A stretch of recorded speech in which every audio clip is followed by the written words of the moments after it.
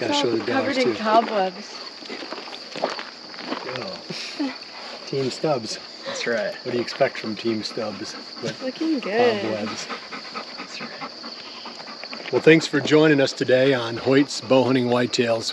Jordan's getting ready to go for a run, so we might lose her partway through this interview. But Ethan got back from South Dakota, so he's going to give us a real quick recap of how that hunt went, and we'll go on from there.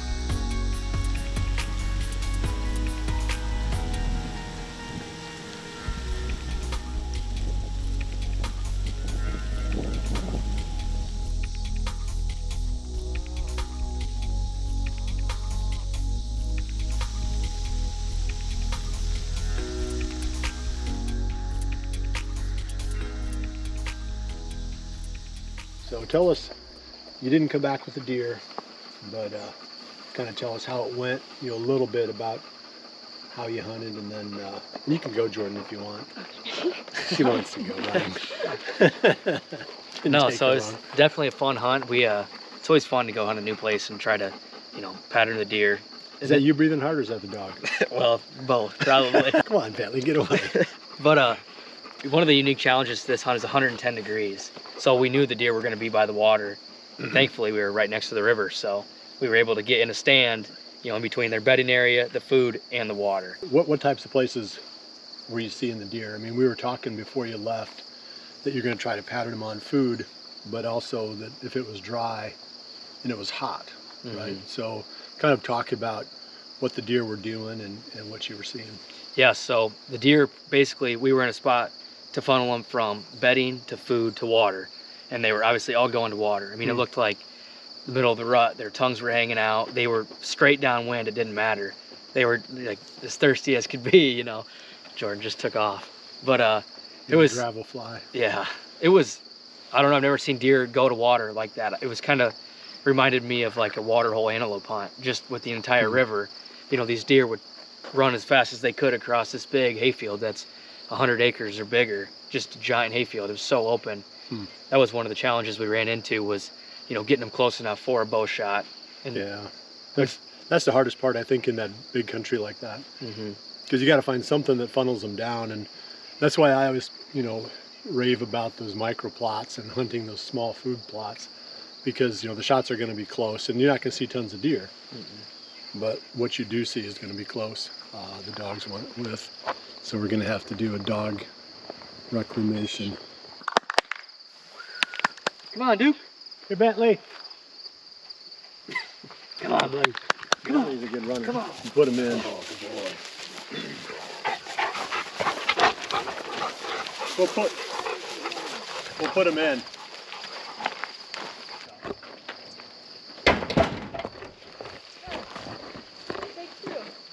Okay, so we're going to swing around this way so we can see the scenery behind us.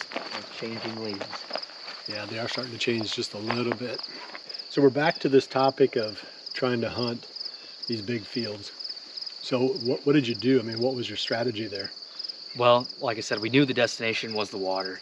And so we found a spot where there was basically a lonely island of trees, big cottonwoods, that we could set up in. And there was a, hayfield, tall grass strip right here, to where, I figured deer like to walk the edge. And that's what they did. They walked out of the corner and walked that edge, and it was a 30 to 50 yard bow shot. That's the problem. It's such an open field. 50 yards looks like 30. So if you don't, you have to range everything you shoot. Otherwise, you have no idea. Plus, we know too that deer don't stay still. I mean, you might be able to make a 50-yard shot, Yeah. but you know, the deer being in the same spot at the end, you know, is where they were when you triggered the shot. And that's Especially self-filming is so tough to where, you know, you have to stop them basically before you draw. That way you can frame so them they're up. on alert. Yeah. Yeah. Well, you know they're going to drop then. Well, I don't know. Well, it's a hard one. It's one that I'm sure we'll visit during the season.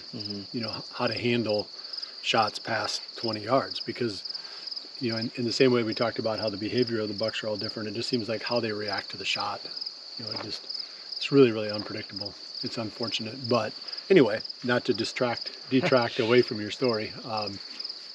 So you ended up having a fun hunt and came back empty. I guess if you had to do it all over again, what would you do differently? Is there anything you'd do differently? We saw a pretty good buck like every night. I think if I could do it all over again, I would be more aggressive earlier in the hunt to set up on that deer. You know, because those deer are on the back half of their summer patterns. They're doing the same thing pretty consistently. You know, if he had one more hunt, I would go in there and, you know, hang right where he came out and just hope that, you know, he's going to come by again like he did the 3 nights before. Yeah. Nope, I get it.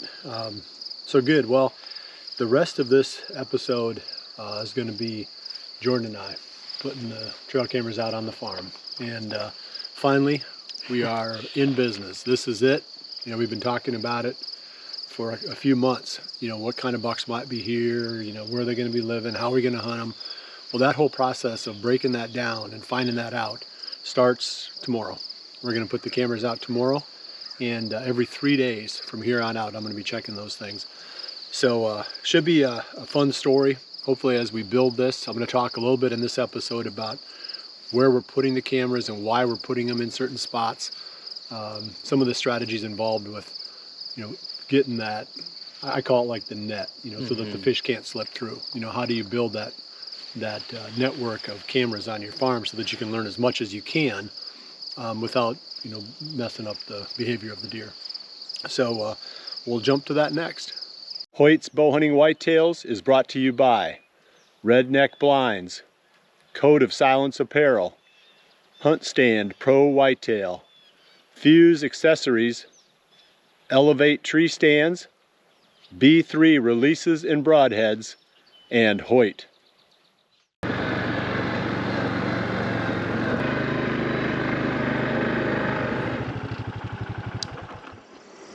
This is our first spot, and it is right on a bend on the top of this ridge. I had a camera here last year and got quite a few pictures. Nothing that, you know, of any bucks that we would shoot. There might have been one old buck on there. I think the neighbor killed him, and he wasn't a high scoring deer. But this is going to be camera number 1 location. I think the audience or the viewers might be curious about what cameras we're running.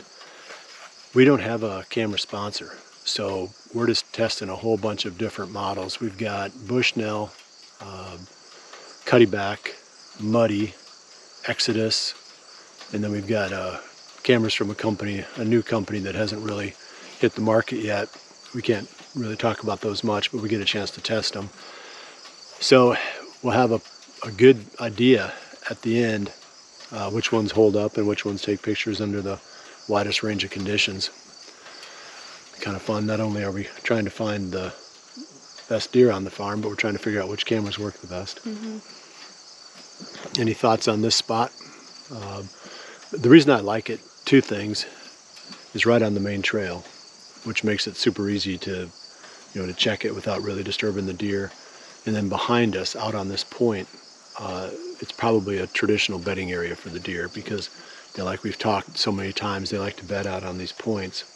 And this is a good one behind us. It's probably about 100 yards from where we're at to the end of it.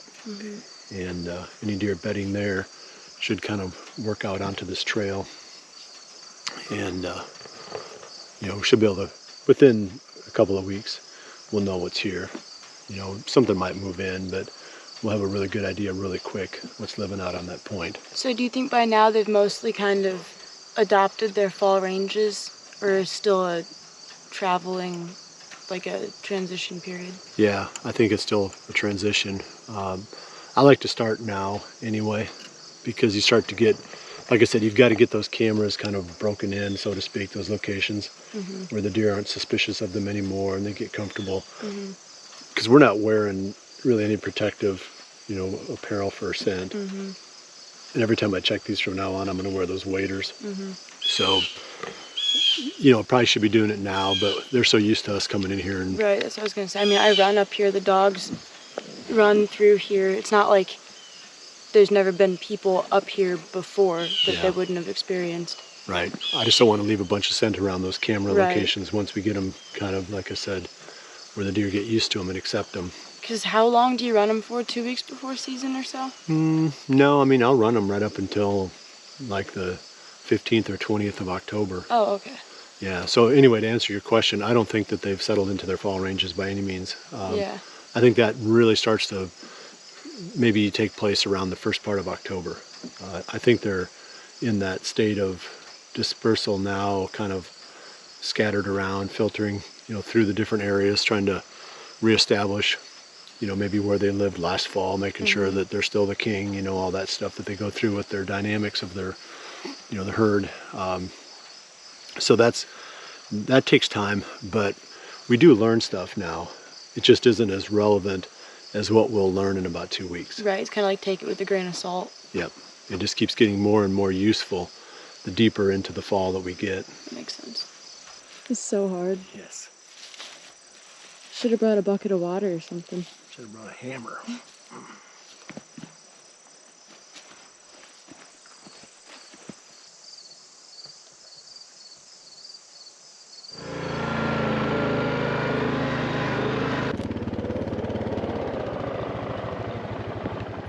Like I talked about earlier, there's a couple different ways you can do this, and one way that's legal in Iowa is using the corn. The other way that a lot of people use is the, you know, putting cameras over scrapes. I know Jared Mills has had a lot of success with that. I'm sure other people have too, and they've got it down to a system.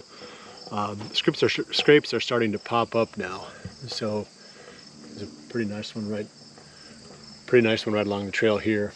So you wouldn't necessarily, from this point out, even have to make mock scrapes. You could just use the ones that are already there. For sure, I mean, if we were running over scrapes, this would be a perfect spot for putting a camera right along the main trail. We've got 1, 2, 3, 4, 5 big white oak trees that are dropping. And there's acorns all over the place. And there's a lot of caps, so you can see that the deer have been coming through here and eating them. Normally they don't eat the caps, so if you see a lot of caps laying around, then you know that the deer have already found the acorns. But they like their, one just dropped right near us. They like their white oak, and there's some trees that are loaded up with them here.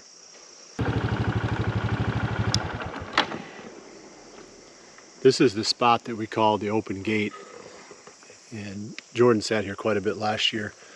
It sets up really well for a close range bow shot because obviously the open gate is going to concentrate a fair amount of the traffic through here. Plus I do think there's quite a few deer that use this area, and now with those oak trees behind us all dropping acorns, there should be a ton of activity here. So we're going to put a camera here.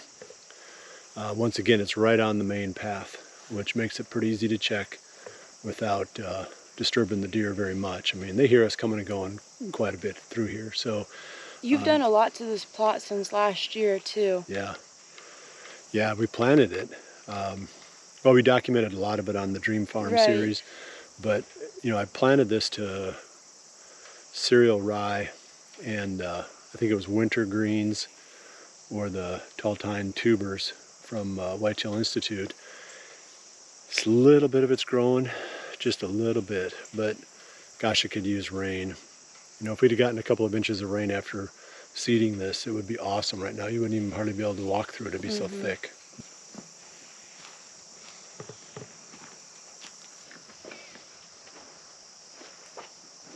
Before I leave this spot, I'm going to go out into this cornfield and knock some corn down. The farmer said he would leave some back here, and he just said knock down a line to indicate where he should cut off. The corn out in this part of the field is pretty dry, and it didn't do very well anyway, so I don't think he's going to feel like he lost much. But I'm going to try to get about an acre, roughly, and that was one of the things that we talked about when we set up the agreement, the cash rent agreement on this part of the farm. It won't matter up until sometime in December, you know, whether we've got any of this corn left standing or not. But after that, it'll make all the difference in the world. Okay, we've just gotten to our third location. This one is not right on a path, but it's pretty close. We featured in the last episode of the Hoyt's Bowhunting Whitetails series how I patterned and killed that buck last season. We're right above that bedding area now. In that episode, I talked about how I wished I'd had a camera, you know, out further away back, you know, by the field edge where we could see if there was any deer coming out of that bedding area and working up to the food.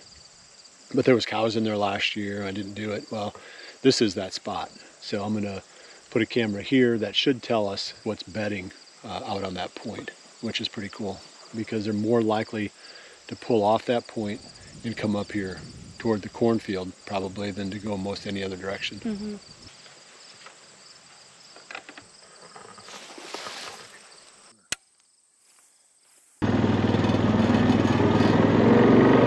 This is my final spot for putting a camera.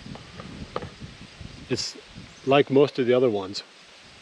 Bedding is out in front, food behind, trying to catch the deer as they're coming out of their bedding areas. We can get to this spot, we can check it really easily without you know, disturbing or bumping the deer that are bedded out on that point.